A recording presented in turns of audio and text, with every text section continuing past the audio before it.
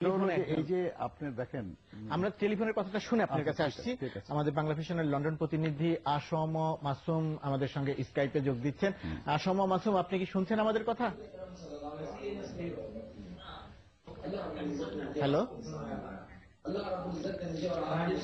আসম মাসুম, আপনি কি আমাদের কথা শুনছেন? আসম মাসুম, আপনি কি আমাদের কথা শুনছেন? হ্যালো, জি আসসালামু আলাইকুম। জি ওয়ালাইকুম সালাম। আমরা আপনার কাছ থেকে জানতে চাইছি, আমাদের মাননীয় তথ্যমন্ত্রী হাসানুল হক ইনুর উপরে একটি আক্রমণের ঘটনা ঘটেছে, দেশের পত্রপত্রিকাতে সংবাদটি এসেছে। আমি একটু আপনার কাছ থেকে সংক্ষেপে জানতে চাই আসলে কি ঘটনা ঘটেছিল এবং সর্বশেষ আপনার কাছে কি তথ্য আছে। আসলে উনি তো লন্ডনে এসেছেন ৫ সেপ্টেম্বর।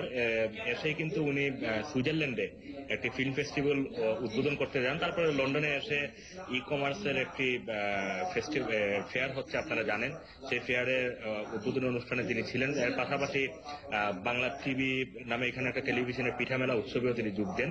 এছাড়াও বেশ কিছু দলীয় প্রোগ্রামে উনি যোগ দেন। এরকম একটা কর্মসূচি উনার বাংলাদেশ থেকেই কর্মসূচি ঠিক করা ছিল যে এখানকার বিভিন্ন টেলিভিশনের সাথে কাজ টকশোতে যাবেন। তো সেরকম একটি টকশোতে অংশ নেওয়ার জন্য গতকাল রাতে বাংলাদেশ সময় লন্ডন সময় রাত 10:30 দিকে এটিএন বাংলা ইউকে এর কার্যালয়ে তিনি যান। সেখানে 4-5 জন যুবক এসে ওনার সাথে ছবি তোলার জন্য আবদার করে। তো এই এক পর্যায়ে ওনার সাথে এখানে ওরা ওনাকে আক্রমণ করতে চেষ্টা করে। তখন এখানে উপস্থিত ছিলেন ওনার স্ত্রী আফরোজা হক সহ বাংলাদেশ হাইকমিশন লন্ডনের 2 জন প্রটোকল অফিসার। তারা তাকে সেখানে রক্ষা করেন।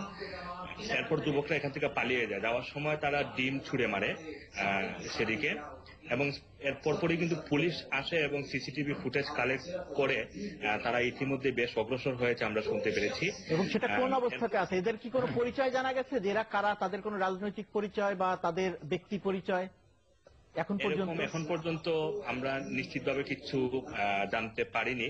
তবে কালকে তাৎক্ষণিক এক প্রতিক্রিয়ায় তিনি বলেছেন যে তার উপর যে হামলাটি হয়েছে সেটা রাজনৈতিক উদ্দেশ্য প্রণোদিত ছিল।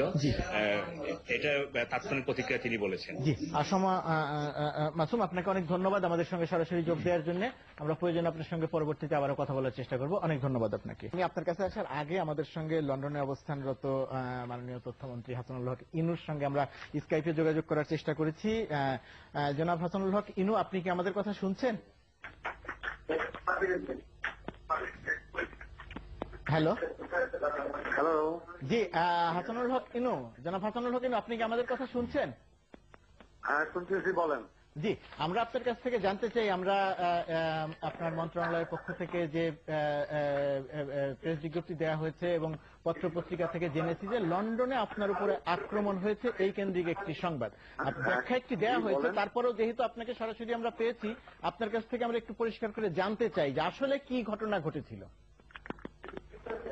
আসলে 9 তারিখের সারাদিনের সরকারি কর্মসূচি শেষ করে আমি 11টার সময় এটিএন বাংলাতে সরাসরি কথা বলার জন্য 10:30টার সময় ওখানে হাজির হই।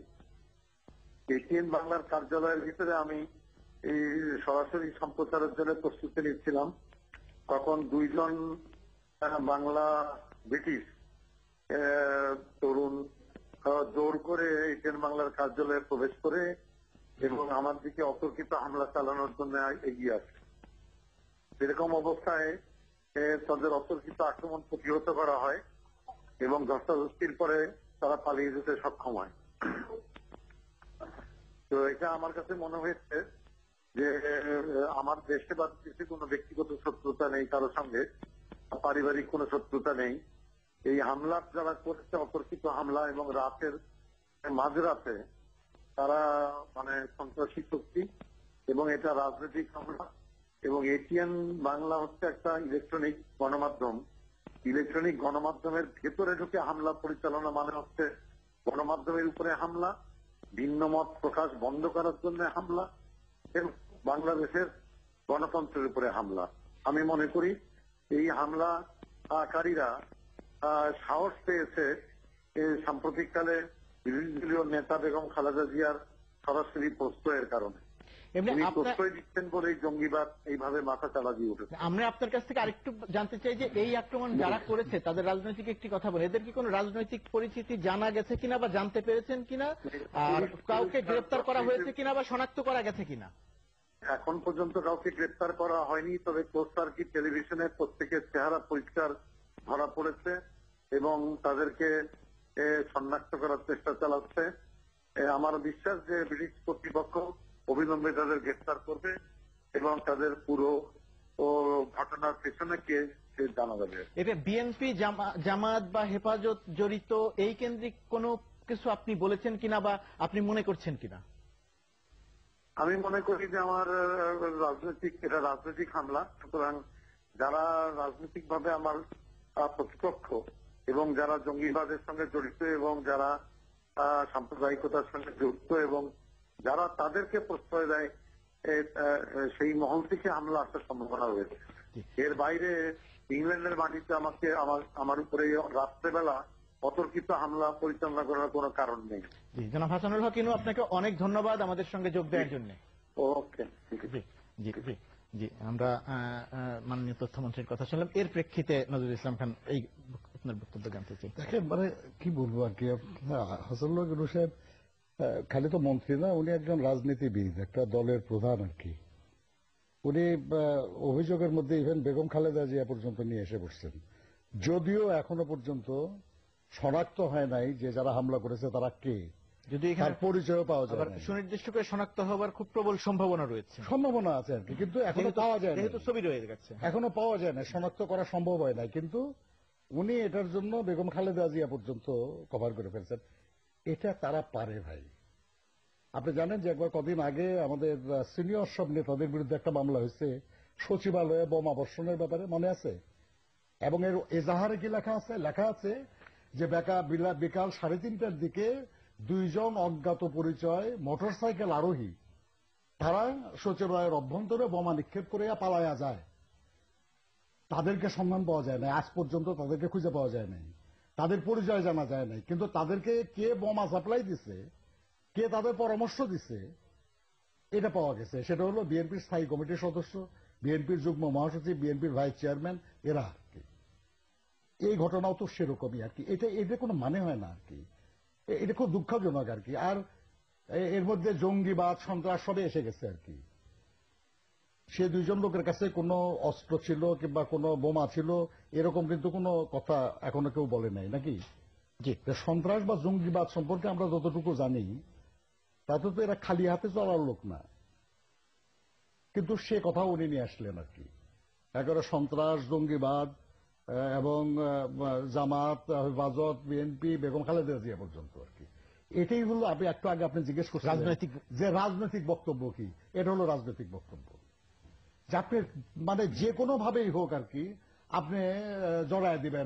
আপনি বলছেন কি রাজনৈতিক বক্তব্য? শুধু এটার প্রেক্ষিতে বলছি না, যে কোনো কিছু বলা যায় বললেই সেটা রাজনৈতিক বক্তব্য। আপনি রাজনীতিবিদ বললেই রাজনৈতিক বক্তব্য ধরে নেবেন আপনি, তিনি যাই বলুক আর কি, ইভেন ইফ ইট ইজ মানে কি বলবো আর খুব বাজে বলা লাগে আর কি, যে যার কোনো অর্থ নাই আর কি, এরকম কথা বললেও রাজনৈতিক বক্তব্য। শুনেন, বহুদিন আগে আমাদের বিএনপির সাংগঠনিক সম্পাদক ছিলেন শাহ আব্দুল আলিম সাহেব। উনি একজন শ্রমিক নেতা ছিলেন এবং খুব লেখাপড়া জানা মানুষ ছিলেন আর কি। শাহ আব্দুল হালিম সাহেব একদিন এক মিটিংয়ে বলতেছিলেন, একটু ওনার কথার সঙ্গে কিছুটা মিলবে আর কি, যে আমাদের মধ্যে যারা পদগুণে বুদ্ধিমান এবং পতাকা গুণে শক্তিমান। চমৎকার কথা। পদগুণে বুদ্ধিমান, পতাকা গুণে এবং পতাকা গুণে শক্তিমান। তো আমাদের অনেক পদগুণে অনেক বুদ্ধিমান এবং পতাকা গুণে শক্তিমান ব্যক্তিরা, আমরা যারা দীর্ঘদিন ধরে রাজনীতি করি, আমাদেরকে পর্যন্ত অসম্মানিত করে ফেলতেছে।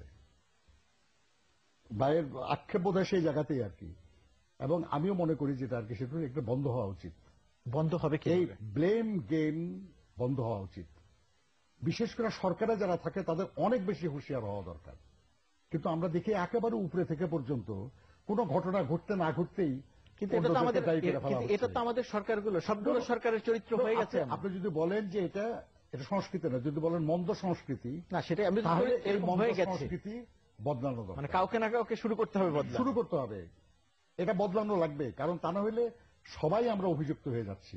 আপনি বলেন যে এই ধরনের কথা যারা যে দর্শক শ্রোতারা শুনতেছে, তারা কি এটা খুব মর্যাদা দিচ্ছে যিনি নিশ্চয়ই বললেন নয়। তাকে? আমরা